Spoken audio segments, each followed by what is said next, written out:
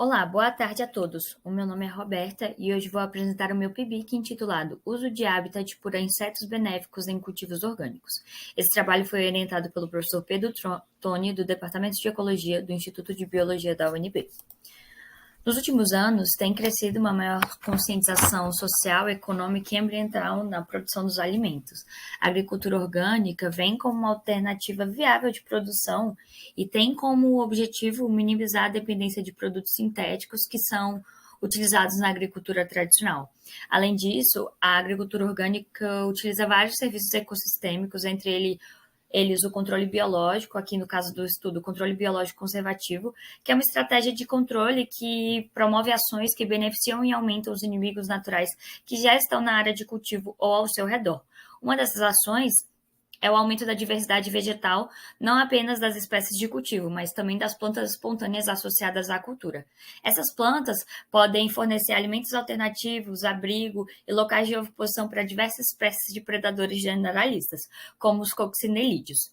Os coccinelídeos, que são popularmente conhecidos como joaninhas, costumam se alimentar de dois tipos de recursos: essenciais, as presas, no caso os pulgões, e os suplementares, o pólen e o néctar fornecido pelas plantas espontâneas. Sendo assim, o objetivo desse trabalho foi determinar quais plantas espontâneas são utilizadas por diferentes espécies de coccinelídeos e de que forma esses predadores utilizam as plantas ao longo de seus diferentes estágios de vida. Para isso, a gente visitou 13 propriedades orgânicas de produção de brascas, repolho, couve, brócolis, e demarcou quadrantes de 1 metro por 1 metro em dois tipos de tratamento. O tratamento 1, de brascas e plantas espontâneas dentro da área do plantio, e o tratamento 2, de plantas espontâneas fora da área do plantio. Em cada tratamento, a gente demarcou esse quadrante 5 vezes e registrou todas as espécies que foram encontradas, totalizando 10 repetições por propriedade. Ao todo, nós encontramos 1.220 indivíduos pertencentes a 8 espécies diferentes.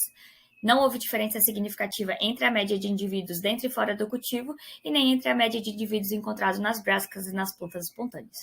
Quando a gente olha para os adultos individualmente, também vemos que não houve diferença entre a média de adultos encontrados no plantio e nas plantas espontâneas.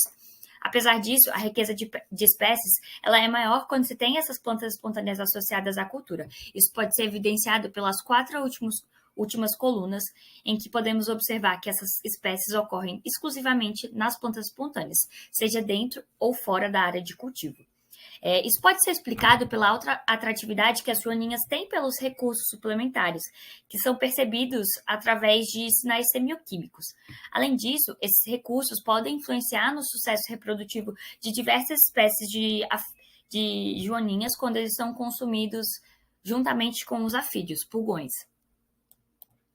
Para as larvas, a média de larvas encontradas no plantio foi menor do que a média de larvas encontrada nas plantas espontâneas. Isso acontece porque as larvas têm exigências nutricionais mais rigorosas e, apesar de conseguirem completar o seu desenvolvimento quando se alimentam apenas de pulgões, quando elas consomem uma dieta mais variada, são capazes de crescer mais rápido e chegar à fase adulta também mais rapidamente. Os ovos foram encontrados, em sua maioria, dentro do plantio de brascas. Outros trabalhos sugerem que existe essa tendência de colocar os ovos mais próximos ao recurso, para que quando as larvas eclodam, elas tenham acesso a esse recurso de forma mais fácil. As pupas foram majoritariamente encontradas nas plantas espontâneas, que foi o mesmo local que as larvas. A rede de interações, ela reforça os resultados anteriores e demonstra claramente como os diferentes estágios de desenvolvimento interagem com as plantas cultivadas, aqui representado pelo maior retângulo verde, que são as brascas, e as plantas espontâneas. Os adultos de Hipodamia convergens foram responsáveis pelo maior número de interações, tanto com as brascas quanto com as plantas espontâneas. Apesar disso, também existe uma alta conectividade de outros predadores com as brascas, aqui representados pelas setinhas azuis que saem do retângulo maior verde e mostram aqui outras espécies e outras formas de vida interagindo com as brascas. Isso mostra a efetividade do controle biológico quando se tem plantas espontâneas associadas à cultura.